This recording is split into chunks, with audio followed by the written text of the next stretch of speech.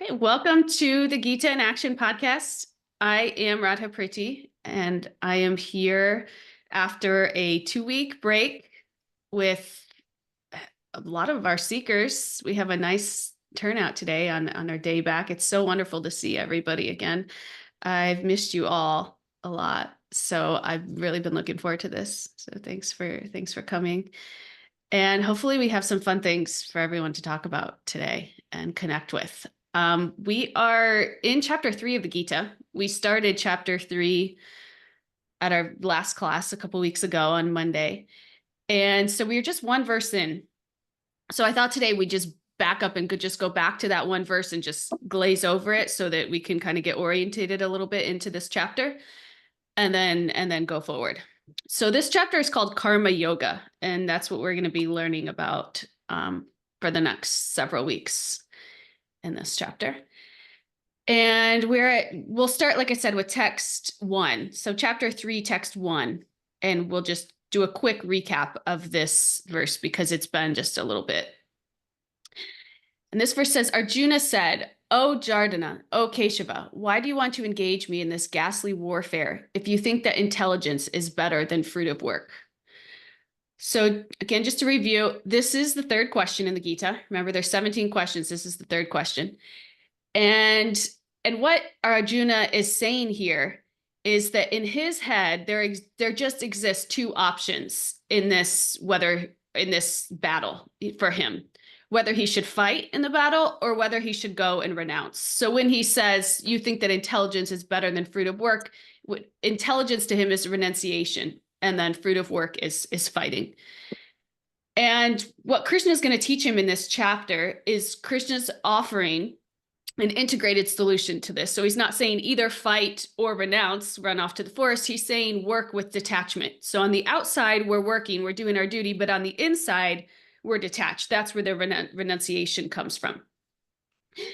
And Arjuna doesn't understand the difference between attached work and detached work. So attached work, where we're really attached to the result of whatever it is that we're doing. And detached work means that we're just really doing it as a matter of duty, as a matter of responsibility. And this is what Krishna is going to teach him about in this chapter, because Krishna will say all attached work is inauspicious. So anytime you're attached to the results of what you're doing, it will bring about inauspiciousness. So in this, Arjuna wanted to run away, but Krishna wanted him to fight. We know that. We saw in chapter 1, Arjuna's just like threw down his bow and is like, I can't do this.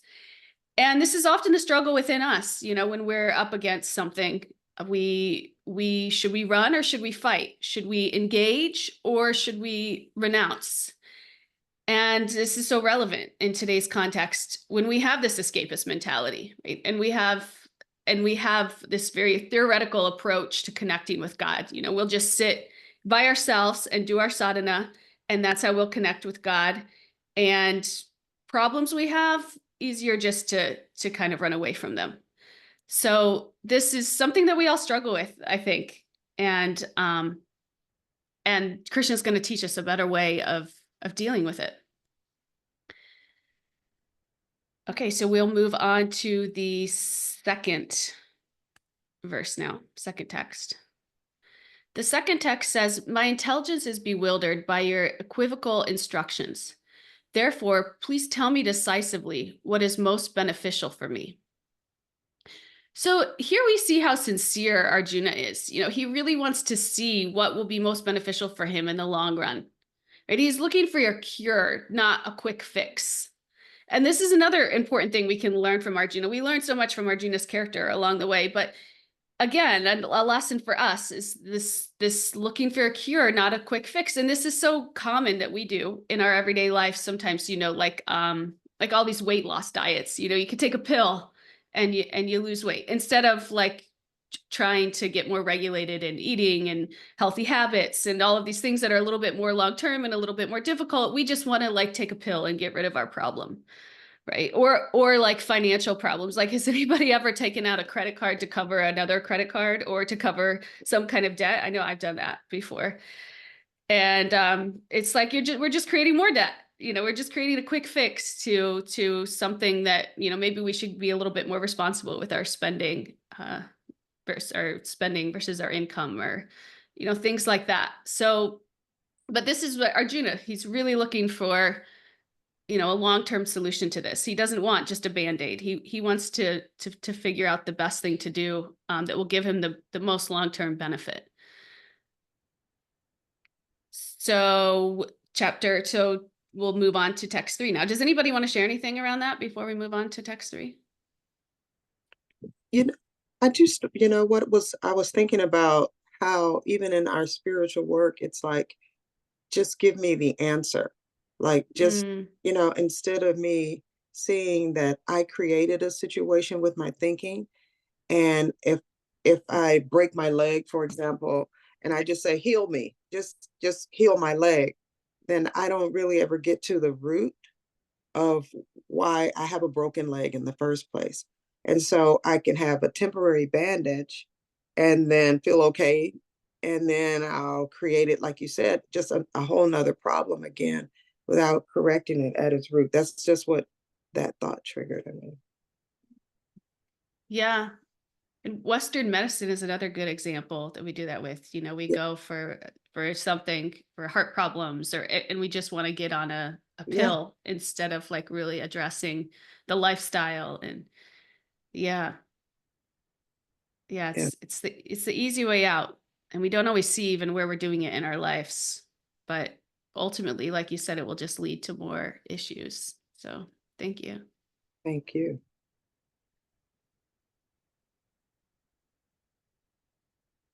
Okay, so text 3. The Supreme Personality of Godhead said, O sinless Arjuna, I have already explained that there are two classes of men who try to realize the self. Some are inclined to understand it by empirical, philosophical speculation, and others by devotional service. Goes down a little bit. So here, Krishna is saying there's two kinds of men. One kind tries to understand things by experimental knowledge and philosophy.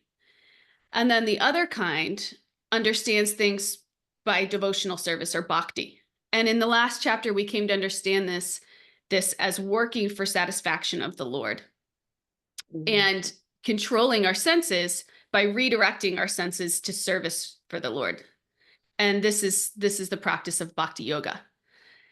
Both kinds of yoga are interdependent, meaning that we can't, religion without philosophy, it can be sentimental or even fanatical, right? Like if we're very committed to a certain practice, but we don't really understand why we're doing it, it can very easily get either like kind of shallow, just like sentimental, just kind of like emotional, or even we get so committed to it, we're like fanatical, but we don't even really understand the essence of it, which is to love everyone, right? So we're like so tunnel visioned into these practices of what we're doing, but we don't really understand the essence. We lose touch with it and we become kind of fanatical. And philosophy without religion is just speculation. It's just mental speculation, right? So if we're not actually practicing what we're studying, then it's really just an exercise for our minds. So they are both important, this philosophy and this practice of devotional service. They're interdependent.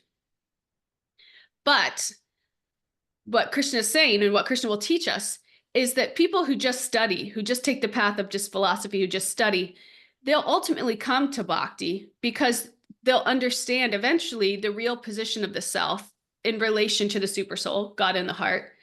And then they'll naturally connect everything around them with God, which is the ultimate goal, right? That's what we're doing in bhakti. When we're whatever work we're trying to connect it with God. We're trying to dovetail it into God's service. And through that, we become purified. Ultimately, we both will end up at the same place, right? If we study philosophy and we come to understand the real position of God, the position of us, the relationship between us, and that everything's connected to God, that's will ultimately end up there. In the same way that when we practice bhakti, we give everything to God, right? And in that we become purified.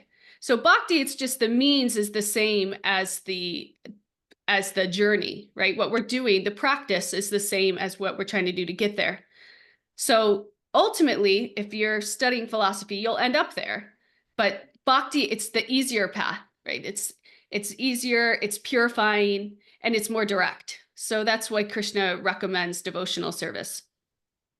Arjuna is thinking he's thinking either renunciation or action. He's still stuck in this either renunciation or action.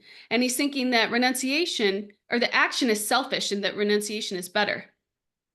And what Krishna is going to do in this chapter, and we're going to spend a little time on this theme right here. What Krishna is going to do in this chapter is he's going to expand these two levels, either renunciation or work. He's going to expand them into 5 levels, making them 5 instead of just 2.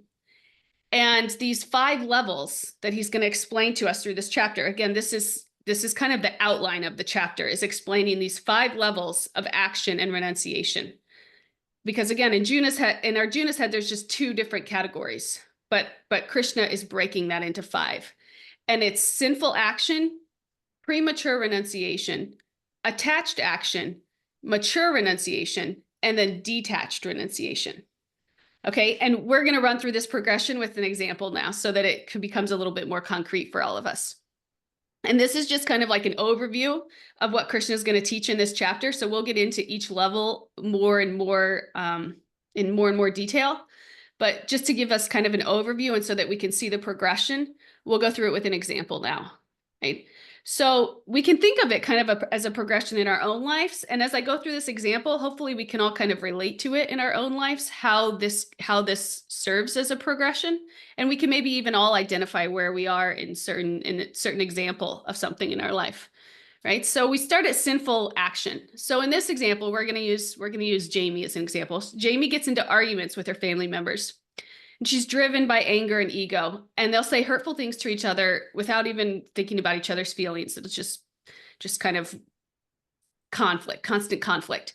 And their mindset is that they need to prove that they're right, no matter who it hurts in the process, right? This is like the most bottom level of sinful action, right? So then as they progress a little bit, we get to this next level of premature renunciation.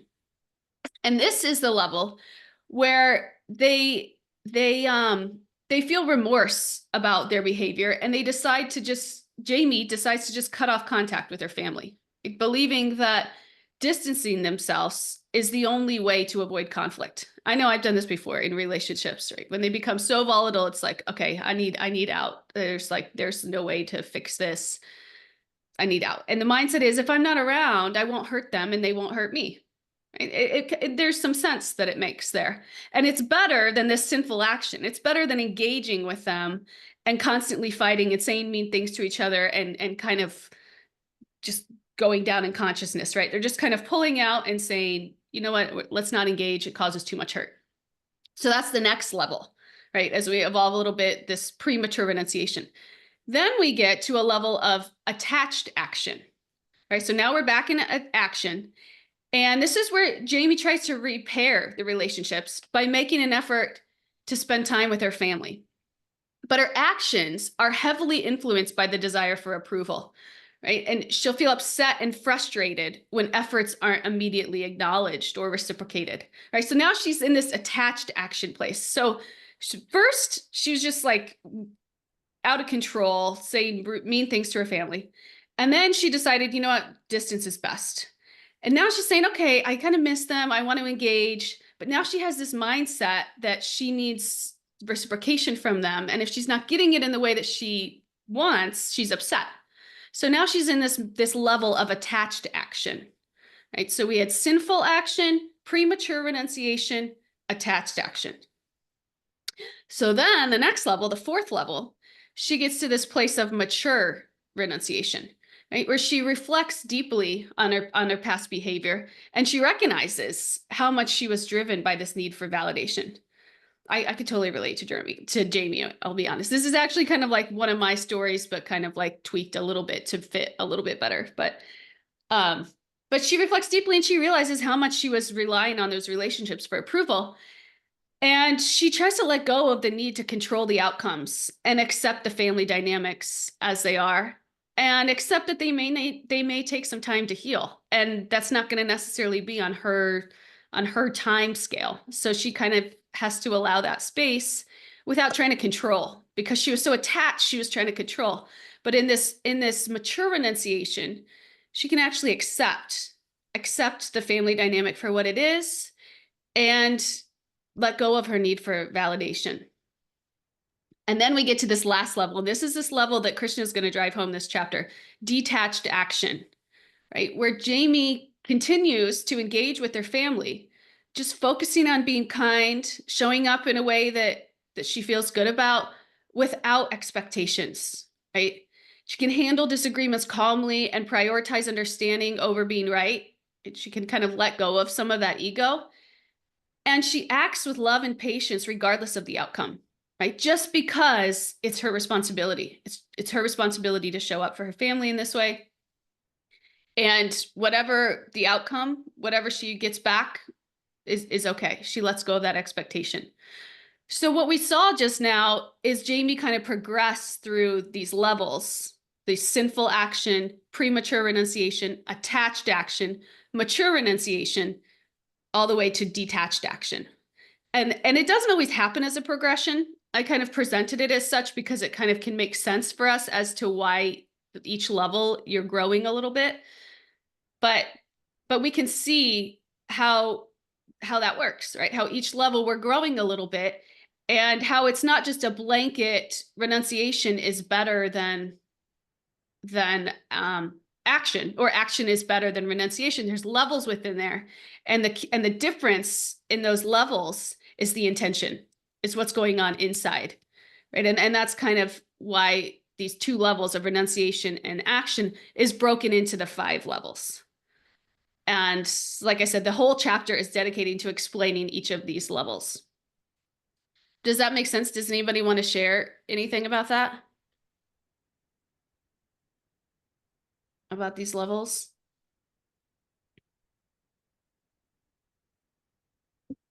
Or where we are in these levels?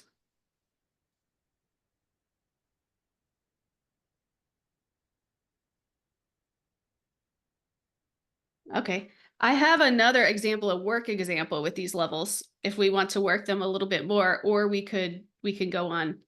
What are you guys feeling? Should we work Another one? Another one? Yeah. Okay, let's do another example. So this is a work example of these levels. Again, I'm going to just keep repeating these levels because it's good to kind of understand them and see where we're going. Sinful action, premature renunciation, attached action, mature renunciation, and then detached action. Right. So now this is a work example. We have Alex, and Alex is motivated by greed, and he engages in unethical business practices, such as exploiting workers and evading taxes to accumulate wealth. So he's like, this is his bottom level. He's at this sinful action, right? And then he starts to feel guilty. He's moving up to the next level, this premature renunciation. He's feeling guilty, and he hastily gives away his wealth, and he quits the business, assuming that material possessions won't bring him any peace. And he's saying his mindset now is wealth is the root of my problems, so I give it up completely, right? And then he struggles. He struggles with regret, realizing that he misses the security and stability wealth provided, and feels unfulfilled without a clear purpose. I'm not gonna lie, I did this too. Not that I ever did like the cheating to make it, but I kind of gave away everything, and it was like, I don't need this to make me happy. And then I was kind of like, holy cow, I have no stability or security here, and this is a little bit scary. Okay, so he's prematurely renunciating. I think I did this when I got into spiritual life. I was like, okay, goodbye. I don't need any of this, and then realized how I was not ready for that. Okay, so then we have attached action. This is the next where Alex is going to get now.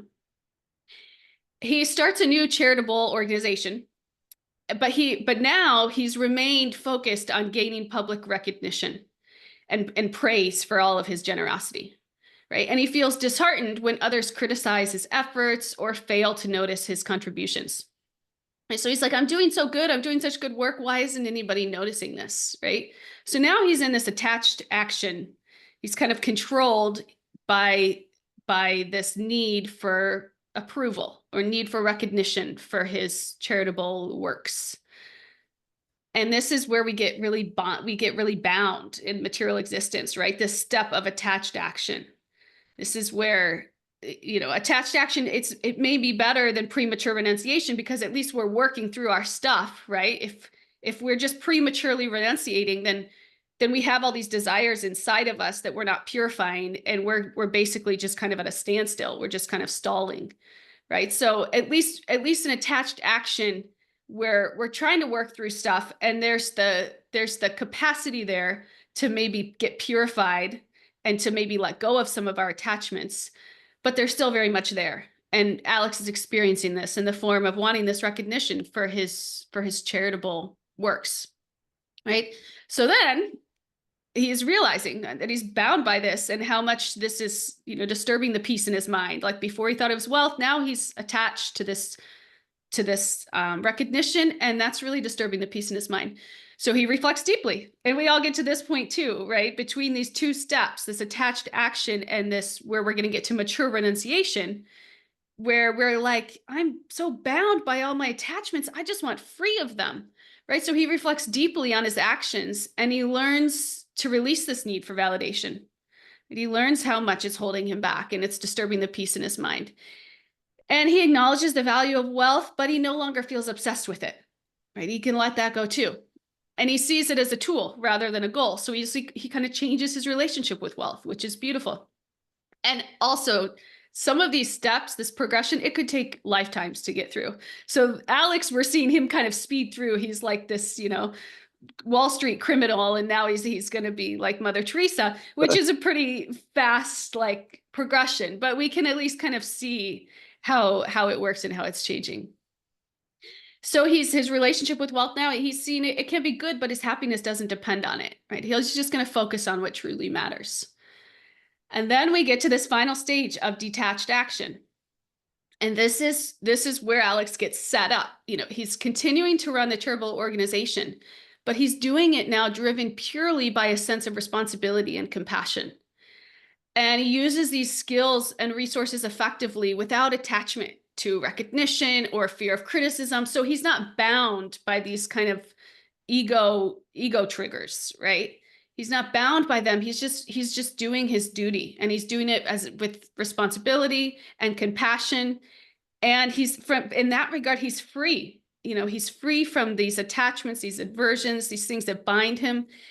And he can just do his duty, and he can give it to God, right? And that's where we're trying to get this place of detached action, where we can just work without attachment.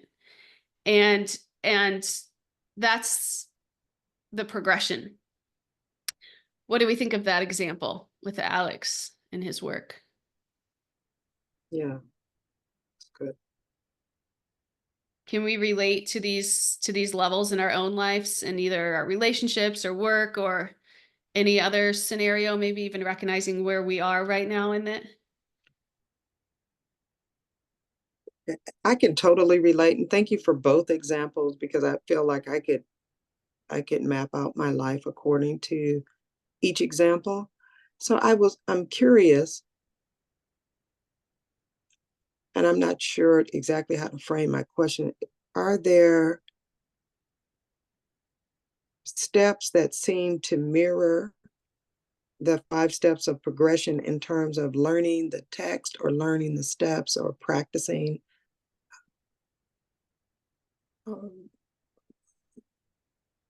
So I apologize for framing my better. Yeah, this chapter is Krishna's gonna go through each one, and there's gonna be like a few text on each one on premature and renunciation, attached action, detached action, and even like kind of comparing them. So he's gonna break them down more. I'm not sure that I understand your question. So maybe the question is, like an apprentice, an initiate, a master level, does there seem to be in the text a parallel to where you are in stages of the 5 steps of progression in your spiritual life? I don't know. This was kind of broken down. This analysis, these 5 steps, is actually a Chaitanya Charan Oh, um, broken down analysis. mhm. If you get into the Gita, it's not so clear that Ah, like these are the 5 steps, and this is kind of a tool that Chaitanya Charan gave us when he broke this down to help us better understand mhm. and to help us better even differentiate the different levels and where we are and what we're doing. So it's not, this isn't necessarily like it's more like a tool for learning I get than, it. does that make sense? Yes. Yeah.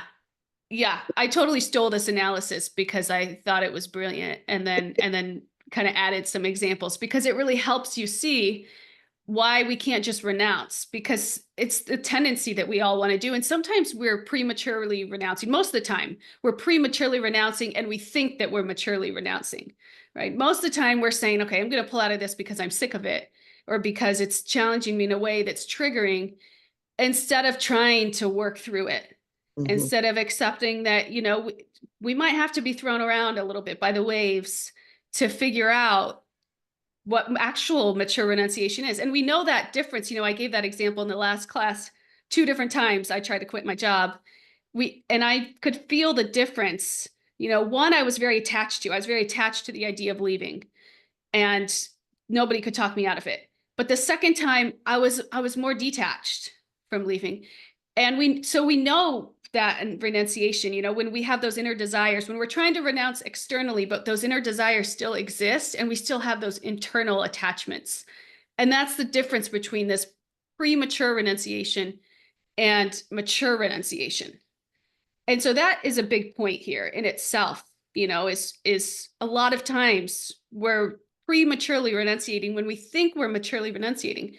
But the point is, that's not even the highest, maturely renunciating. We don't want to just be detached from everything, right? We want to be engaged in our action. We want to be engaged, but we want to have a detached mindset around it.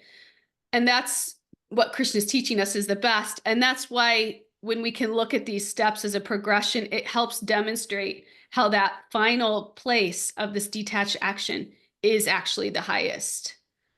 It's just it's so clear and it does explain it. And just in my mind, I think I was thinking about it like a very young person would in the work, not necessarily in their age, would respond from a place of reactivity instead of thoughtful consideration because they don't actually know the text or they don't have the information to make an informed decision. So they're just kind of stumbling through without having an understanding that would be brought by study or practice or text. I guess that was how I was thinking of it. So if I'm just starting on a spiritual journey, I would be more inclined to be reactive with life, committing sinful action all over everywhere, and not being really reflective enough, which comes from maturing spiritually. Like I wouldn't have that as a position. You know what I mean? I would still be so immature. I would just default to sinful action until Mhm. I evolved in the work and the study and the practice and so forth. I think that was where my mind was. Yeah. Yeah. No, that makes sense. I think that's true for a lot of us. But also, we don't have to necessarily go through the progression. Like Right. in bhakti, we just can work and try to dedicate what we're doing to God, and that will purify us. Yeah. That is the process, because all of these things will show up along the way. If we're really sincere and we're really trying to connect to God and we're really trying to follow this bhakti practice, it will become very clear where our attachments are, where our ego is, where we're getting in our own way and we're not actually engaging in this selfless service. So we can just jump to this last level, and that's ultimately what Krishna's telling us we can do. But through our life experience, a lot of us see how we could get there as well, and therefore why it's also the highest, why it will yield the best results for us, and collective consciousness as well. But life is a great teacher. Yeah, yeah. And that's kind of the point in this, is that we have to engage. We can't just stop the journey of life, or we stop the journey of the soul. We have to Yes, engage. that's And it. don't be surprised, you'll get purified in the process. It's not all like rainbows and butterflies because we're not pure, you know, so we'll run up against that. But that's the point. It will teach us these things. Thank Yeah. you. Yeah, thank you. Todd, do you want to share something? Yeah, I figured I'd share kind of a funny story, something that just came in my mind when you were talking about this, an experience, couple experiences I had. So, long time ago, I was going through some stuff when I was living in Buffalo, and I had accumulated a bunch of stuff, and I started losing it all. I started uh, getting rid of stuff, selling stuff, and it felt super freeing. I was like, oh man, I just feel good, like not being tied down by all this stuff.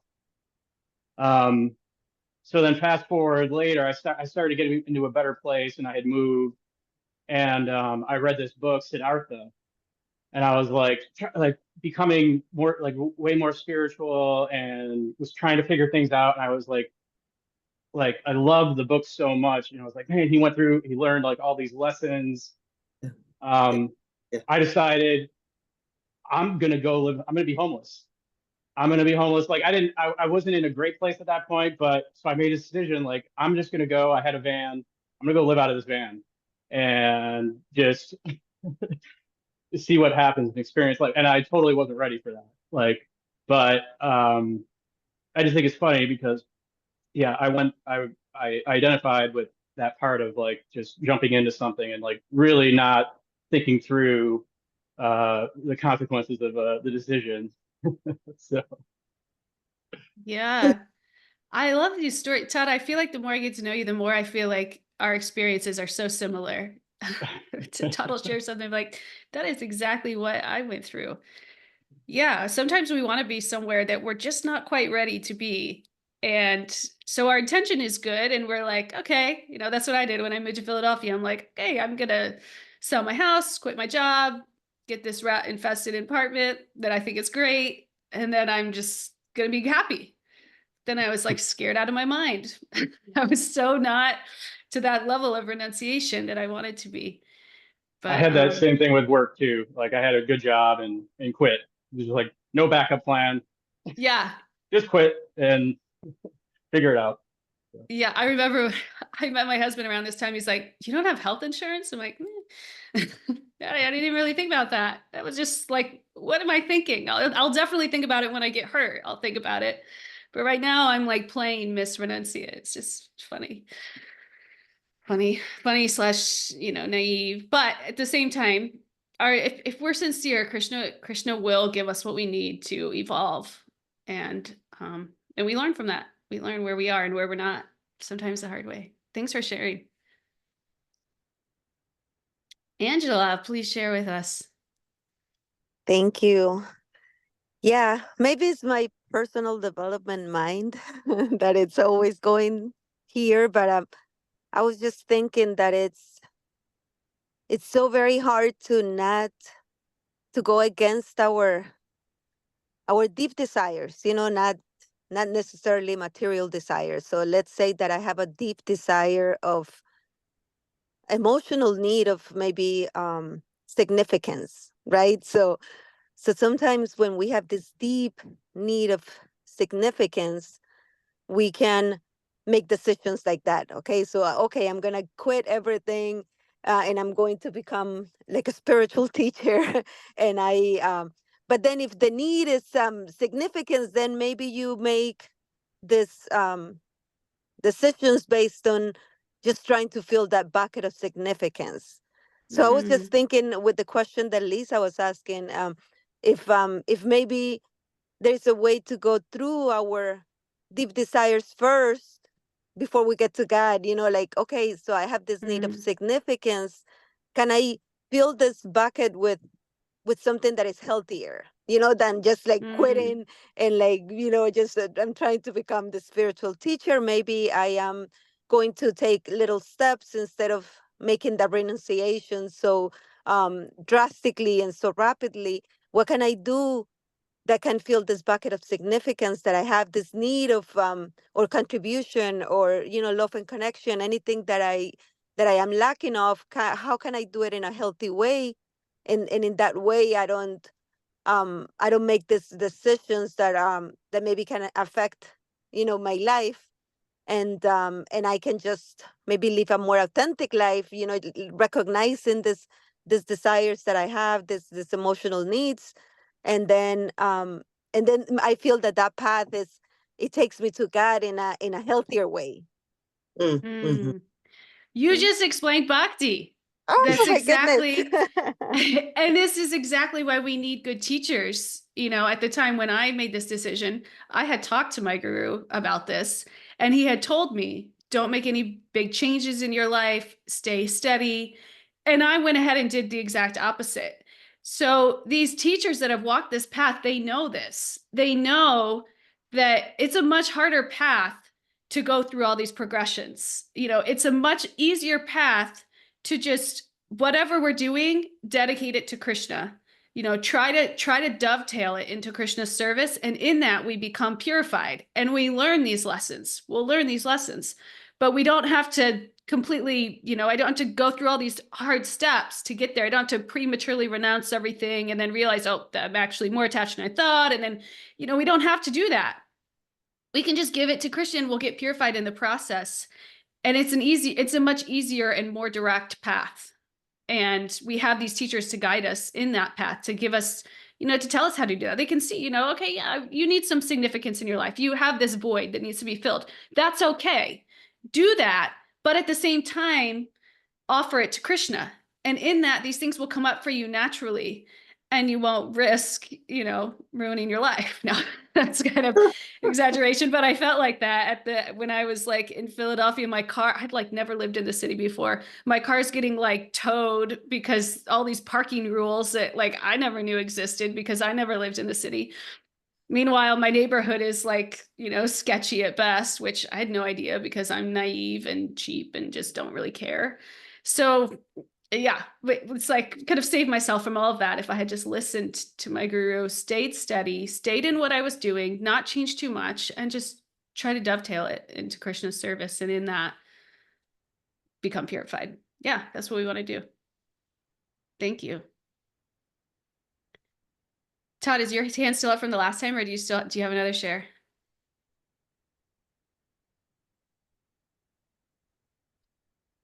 Okay, I think it's still up from the last time. Does anybody else want to share?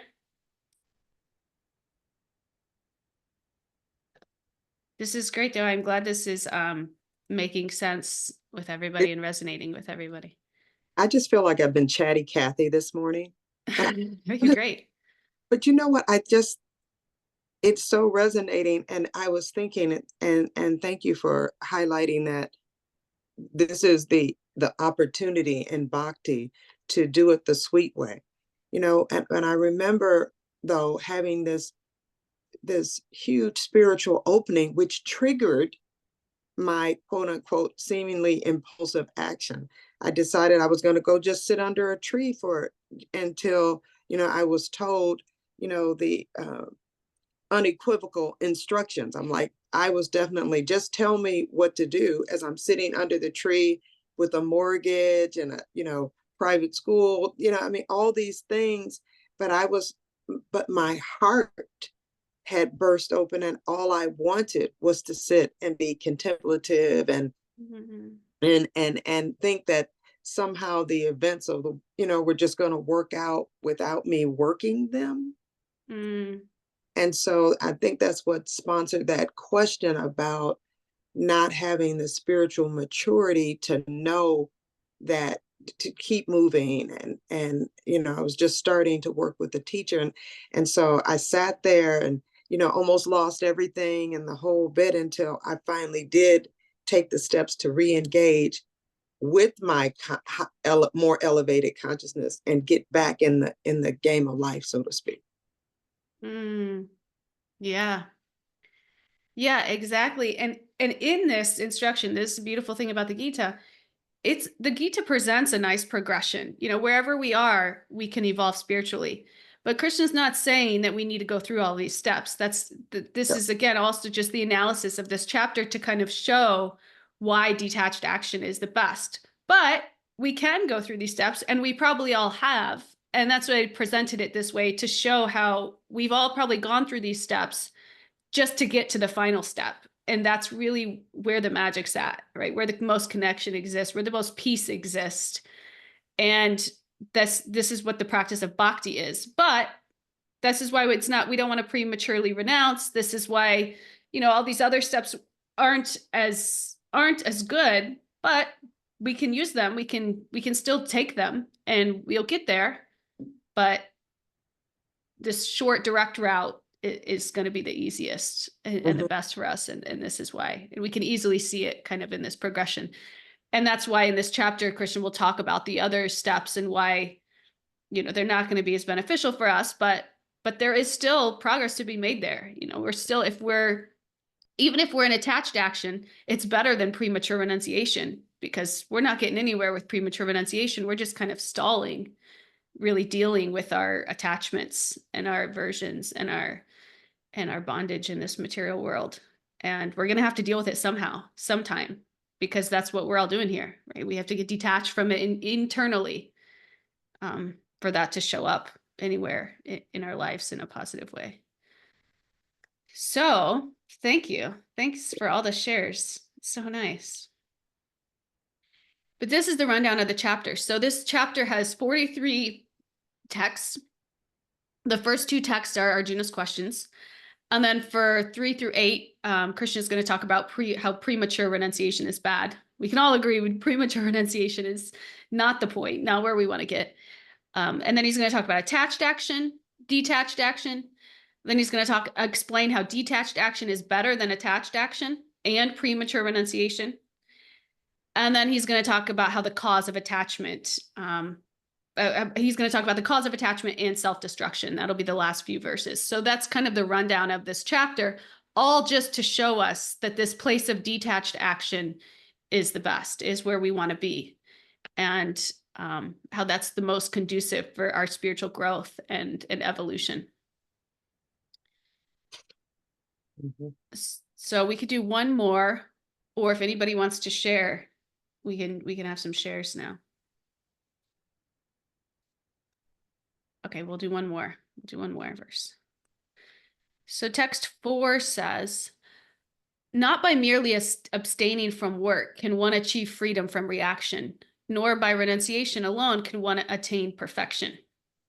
So now he's starting to kind of go into this, why premature renunciation is bad. And he's going to talk about this for the next 4 texts. He's saying that action is better than premature renunciation. So again, Arjuna is thinking that there's the 2 levels, renunciation and action. And Krishna is saying there's various kinds of renunciation and action, and that not all kinds of renunciation are better than action. Again, with the difference here being where we are internally. So if we're renounced on the outside, externally, but inside we're very attached, better that we're acting and that we're engaged and attached, because at least then we can make some progress. We can purify ourselves, right? So this is where there's nuances. It's more dependent on where you are in the inside, where your inner desires are. So in this verse, he's saying, go beyond the appearances, go beyond the superficials, the externals. He's saying giving up action alone is not renunciation. Wearing the dress of renunciate, it doesn't lead to spiritual perfection, right? The internals are more important than the externals. That's what's really going to make the difference. That's what's really how you're really going to make progress is your internals, where you are internally. Great that you're renounced, but get renounced internally, and then engage in service. And that's the perfect combination, right? So he's saying that what we're doing is important, but even more important is why we're doing it. Why we're doing what we're doing. That's even more important. So, a laborer can go on strike because they feel exploited, or a laborer can call into work because they're lazy, right? Both are the same on the outside, but they're not the same on the inside. And that's what Krishna is portraying here. The intention is what's actually important, where we are on the inside. Things aren't always what they seem. And this is, again, a good reminder to us why not to judge others, right? Not to judge others based on what's happening on the outside, because we don't really know what their intention is, what's really going on the inside. Right? But the point here is that renunciation has to come through wisdom. And that wisdom comes from living and experiencing the principles of spirituality in the realm that we're in. Right? The renunciation doesn't come just from running up against an obstacle and then throwing your hands in the air and saying, I'm going to go play renunciate for a while because I'm frustrated with material existence. That's not real renunciation, right? We can't fake it and try to pretend that we're somewhere we're not. We have to go through it. Right? We have to go through whatever it is that's giving us that resistance, that's triggering us, that's making us want to run away, that's making us question ourselves, that's making us full of, doubt and insecurity. We have to go through that so that we can overcome it. And that's what real renunciation is, right? When, like in that example with Jamie, where she can show up for her family without that need for approval, and she can just give to them because it's her responsibility, and she has compassion without any expectation of anything in return, right? That's real renunciation. And that's engaging it in a beautiful way, right? In that detached action kind of way that's raising the consciousness of both herself and everybody around her, right? So the prime requirement here is not to become too overwhelmed by attachment or aversion. Only then can we grow, if we're not too carried away by these waves of attachment and aversion. And that's what we're constantly trying to learn in all of these levels, wherever we are. Even at the last level, we will learn where we're attached and where we're adverse, right? Depending on how sincere we are. If we're really sincere and we really want to try to give this to Krishna, we will see where we're not. If what we really want is to give to Krishna, he will show us where we're not. Right? If we're not sincere, if that's not really our intention, then it won't be revealed so clearly. But if that's really our intention and we're really serious about our bhakti practice, he'll reveal those places that we're not, that we need to be purified, right?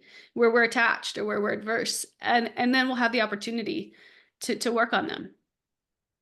Right? But we'll only be able to overcome these attachments and aversions by performing our duties. We can't just walk away from them. Like you said, Lisa, we can't just, okay, I have a mortgage, I have loans, and I'm just going to go sit under a tree and play renunciate. We can't do that. We're avoiding our responsibility. It's going to create more problems. We're obviously attached in our head because we're running away from something. So when these problems compound, it's not going to create any more. It's going to create less peace in our mind, right? So then we're going to be devolving. It's not really going to be conducive for us in the long run, right? It might sound like a nice quick fix, but in the long run, it's not going to work, right? And so we have to act. Like we said, the journey of life will stop if we don't act, and let alone the journey of the soul. And that's what we're all doing here. So we can't run away.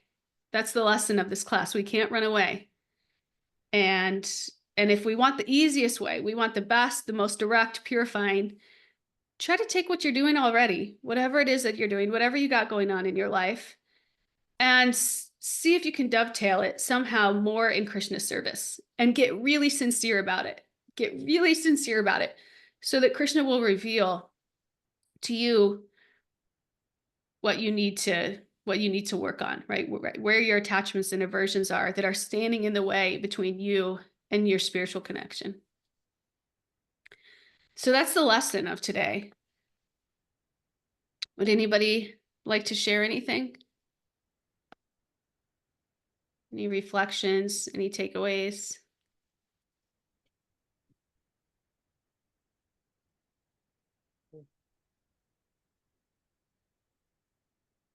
Maria, please share with us. Oh, you're on mute.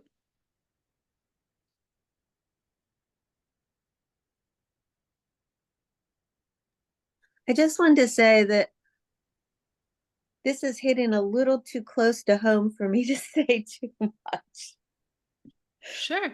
because I just tried to sort of quit both my jobs, and it was not a good idea. So I'm rethinking everything. But thank you so much. This is really helping a lot. Thank you. That's okay. That's okay too. That's part of it too. Maybe we do things and we think, oh, maybe that wasn't quite the right thing to do, but now we can correct in some way. And and also some things, we need to get out of. Some things we learn are not good for us, but maybe we need to confront that thing that's popping up for us in a healthier way, right? Like if we're in like a really bad relationship and it's bringing up things in us that we know we need to work on, but maybe not in that kind of severe of an environment. Maybe it's okay to let go of some things and try to confront those issues in another environment that's maybe a little Yeah. bit more conducive. Thank you. Lakshmi, please share with us. I did the same thing Maria did. Like, I also thought of leaving my job. And actually, I left the job. And then the reality faced. And I have a special needs child. So first I thought I will leave the job and take care of her solely. But the challenges came. It's just not sitting at home and taking care of her all day, but financially it's a blow on our family. So it was really the relationship was getting really messed up. So the children's demands were more, and then everything has to be put on my husband, and he was getting frustrated. So in a wrong way, I learned that I shouldn't have left the job. So again, I entered and worked, and so now I am retired after fulfilling all my duties. Now I am retired and focusing more on my bhakti now at this age. So when we have duties, we have to perform them. That's what I learned. So that was a false renunciation. Yeah. Wow. Thank you for sharing. Hare Krishna. Krishna. Yeah. Even in that, though, there's things to be learned, and as long as we're learning those things, we're still okay. The point is that we don't want to have our head in the sand. And so say we make a decision like that and we say, oh, wow, that was maybe a little premature. Okay, what can we learn from that? What can we take forward? How can the next decision that we make with this, upgrade our consciousness? And how can we make a decision to actually deal with whatever's going on? Now that we've made these decisions and they're highlighted to us, what's, where we need to be purified, how can we make the next decision in a way that's conducive to working on some of these things? Yeah. Anybody else want to share? I only want to share, this was a great class. Wow. Thank you very much for your work on this again, and so lovely to see everyone. Just one. Thank you. I Mhm. feel the same. It was even more it was even more meaningful to me preparing this class now that I have a baby than it was before, because it's like I'm working on these things as I'm like going through it, so it's helpful to me to just constantly be reminded of these things in this kind of taxing environment. Thank you all. Okay. Well, that is all then. We'll see you guys on Monday. Thank you all for coming. Wish I could hear from each one of you.